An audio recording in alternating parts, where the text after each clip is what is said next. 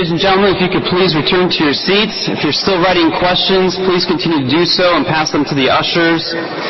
We'll go ahead and begin with the question and answer time. The cards, as we requested, that you mark A or C for Ayala and Craig. We will alternate between Ayala and Craig.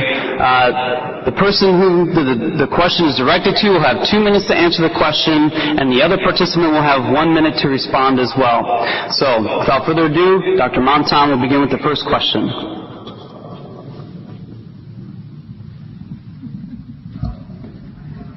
Let's have the first question for Dr. Ayala. Given what you know about the speed of the evolutionary process, do you think that the age of the Earth, which geologists estimate to be about 4.5 billion years, represents a reasonable amount of time for the genetic code of a simple organism, say a virus, to evolve into the genetic code of a human purely through random mutation and natural selection? And if so, on what grounds do you believe this? And Dr. Ayala will have 2 minutes to reply, and Dr. Craig will have an optional 1 minute to comment. This question is a question whether I believe there's enough time, and the answer is yes, there's plenty of time. But I don't know what else how else can I elaborate. Evolution under natural selection can happen relatively fast, one step at a time, but and they accumulate over time. 4,500 million years is a lot of time. And life on Earth probably started only about 3.7 million years or so, which is still a lot of time to give rise to humans and to also other sorts of organisms. So unfortunately, I don't know what else to add other than answer yes, it's enough time. Obviously, I don't have the time to try to develop an argument of how evolution can proceed relatively quickly, other than some of the examples that I have given, which are simply illustrations. You have an optional 1 minute to respond. The Cambrian explosion, in which all of those basic animal groups or phyla appeared on this planet, occurred around 547 million years ago. And so we got to get this amount of biological complexity from those basic phyla in that amount of time. And you remember the estimate that I gave from Barrow and Tipler, that 10 steps in the course of human evolution, each of them is so improbable that it would take the entire stellar evolution of the sun to occur before it would happen. That's about 10 billion years.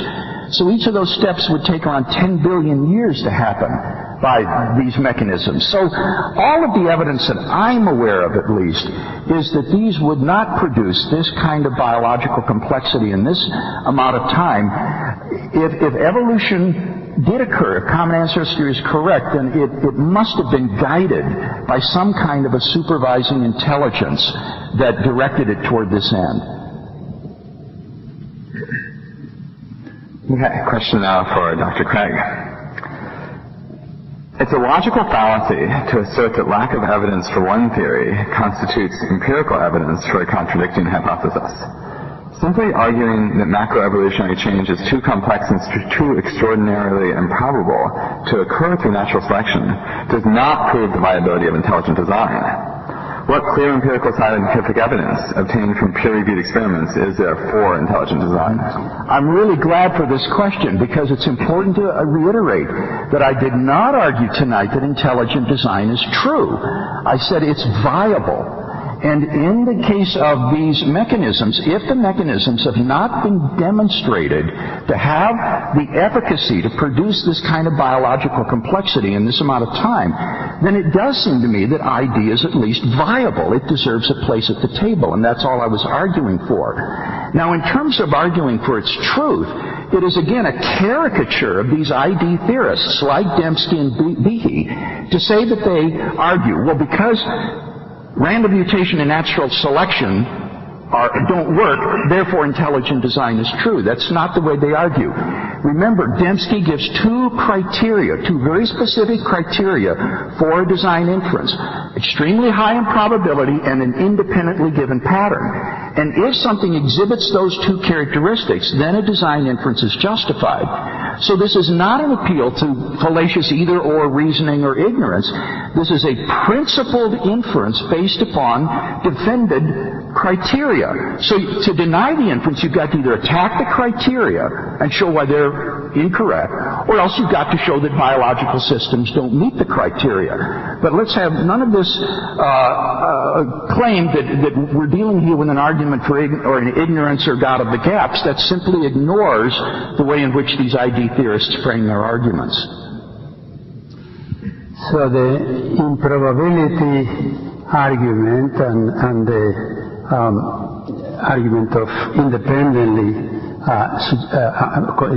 conditions to demonstrate it was shown with my very trivial experiment with bacteria. You have 10 to the minus 16 probability just in 4 days, and conditions created externally, completely independent of the biology of the bacteria. Let me say one thing that has suggested to me by some of what Dr. Craig has said now and before. You know, in terms of the complexity of life, what is most complex is the development of the cell and the various kinds of cells. So for the first nearly 3 billion years, we have only unicellular organisms, and then we have the Cambrian explosion, then multicellular organisms appear.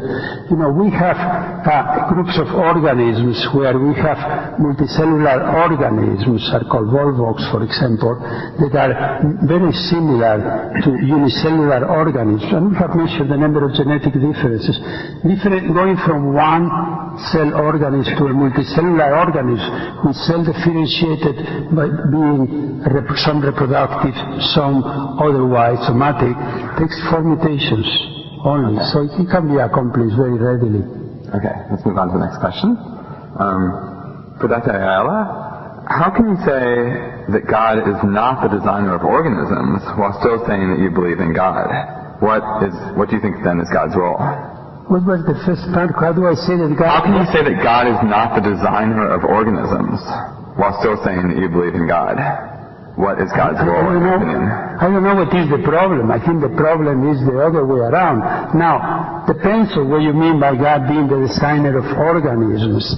Let me give you an example of an experiment I have done, and by the way, Richard Dawkins did many years ago, very similar. You make a computer program where little pieces can come together according to certain rules and make more and more complex creatures, and they have different relative rates of reproduction and multiplication depending on the attributes that they have. So you design the program, and you end with multiple kinds of little organisms. These are all computer creatures. I have not designed the organism in a way, some other way. I have designed the organism. I am the designer of the program. This is one way to see God as the creator. Doesn't have to be there designing the organisms and putting these other things together. And in fact, if I run the program again, comes with different outcomes. So once again, one can see God as the designer of the universe. I can see God as being my creator. I'm a creature of God. That doesn't mean that God took the little cell in my mother's womb that was fertilized by my father's sperm and had to intervene to develop the grown-up Francisco Ayala that I am. So I have come about by natural process.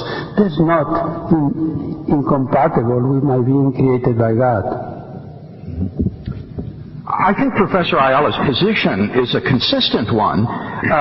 Even special creationists, as I said, don't think that God created every single species just as is. They may think that God created, for example, a primordial dog, and then all the dogs evolved from that, or he created a primordial bear or a certain type of lizard, and the others came from that. So God is the source of all these things, but doesn't mean that he immediately made them all. So I think his position is quite consistent. But I don't think that it solves the theological problem of evil, because you still have to ask the question, why would God choose to create things through a process which is so filled with waste, death, pain, and suffering along the way?